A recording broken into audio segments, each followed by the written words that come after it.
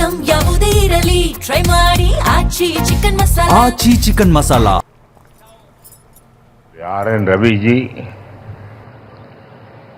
ऊर्जावान मुख्यमंत्री शुभेंदु अधिकारी जी, केंद्र में मेरे सहयोगी प्रताप राव जाधव जी, अन्य सभी महानुभाव, यहां कोलकाता में जुटे सभी प्रतिभागी, देश विदेश में योग से जुड़ रहे सभी साथी और मेरे प्यारे देशवासियों, 21 जून का ये दिन पृथ्वी के कुछ भूभाग पर साल में सबसे लंबी अवधि का दिन होता है और अंतर्राष्ट्रीय योग दिवस के कारण 21 जून का ये दिन विश्व के सबसे बड़े सामूहिक उत्सव का दिन भी बन गया है।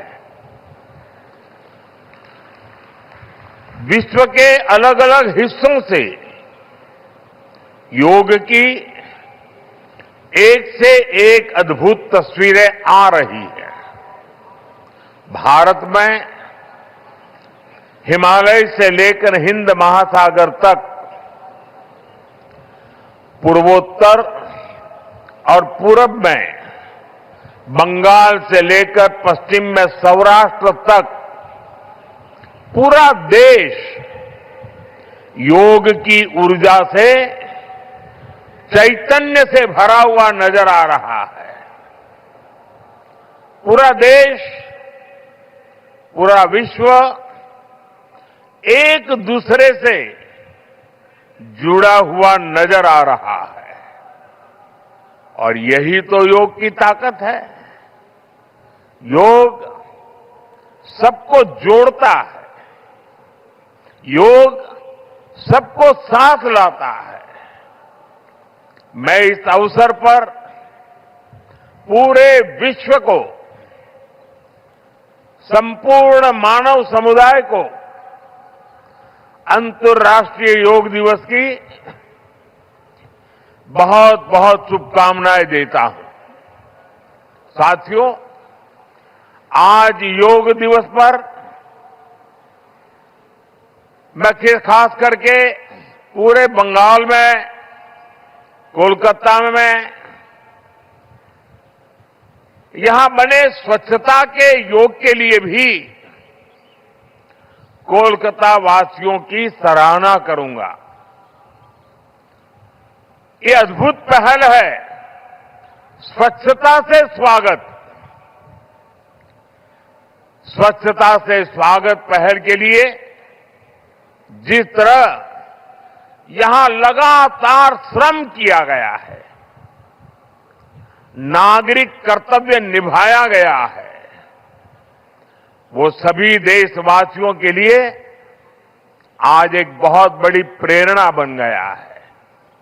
साथियों, योग दिवस के अवसर पर आज बंगाल में होना बहुत ही विशेष है।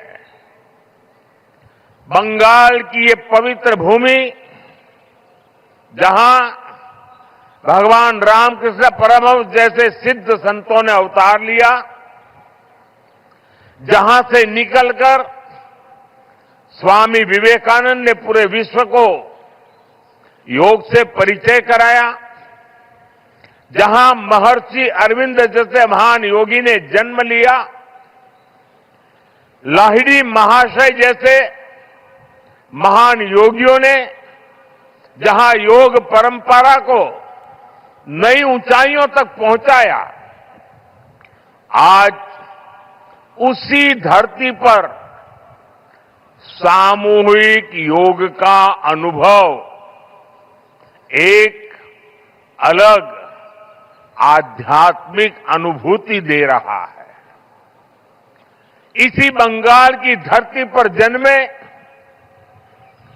गुरुदेव रविन्द्रनाथ ठाकुर का मानना था कि मनुष्य की पहचान अलग अलग रहने में नहीं, बल्कि अपने आसपास की दुनिया से जुड़ने में है।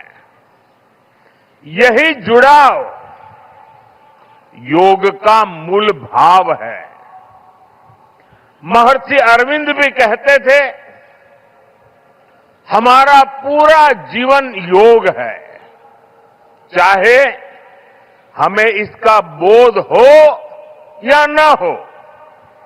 योग जब स्वभाव में आता है तो वो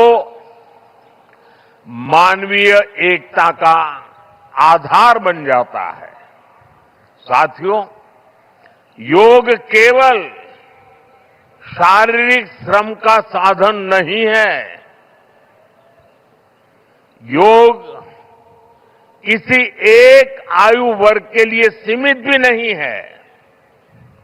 भारत में हम जानते हैं और देखते आए हैं, योग मानव के जीवन का चेतना के साथ, ऊर्जा के साथ एक प्रकाश भी है। इसलिए इस वर्ष अंतर्राष्ट्रीय योग दिवस की थीम रखी गई है, योगा फॉर हेल्दी एजिंग। उम्र बढ़ने पर भी हम स्वस्थ रह सकते हैं, हम ऊर्जावान और सक्रिय रह सकते हैं। योग हमें इसके लिए मार्ग दिखाता है। Friends, when we speak of yoga for healthy aging, it means that we can work to ensure that age does not reduce human potential. Yoga can help human life to aspire for constant growth. Our target must be to be more flexible at 40 than we were at 20.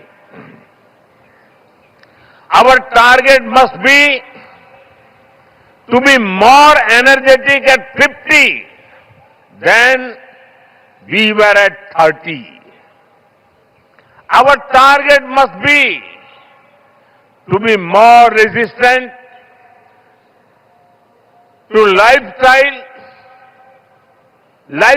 disease at 70 than we were at 50.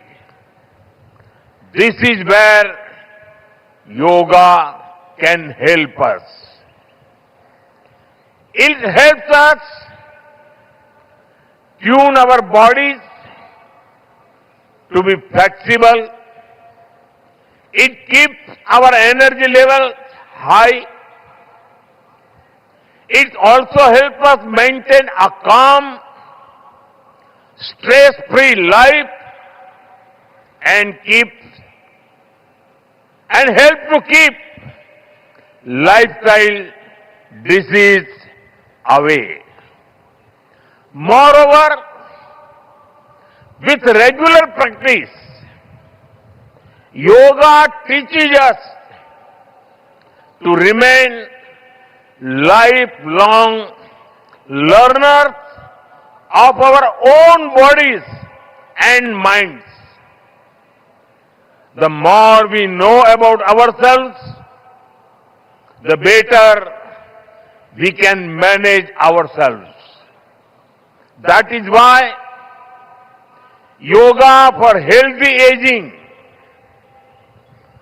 this theme must be seen as one for people of all ages, not just for the elderly.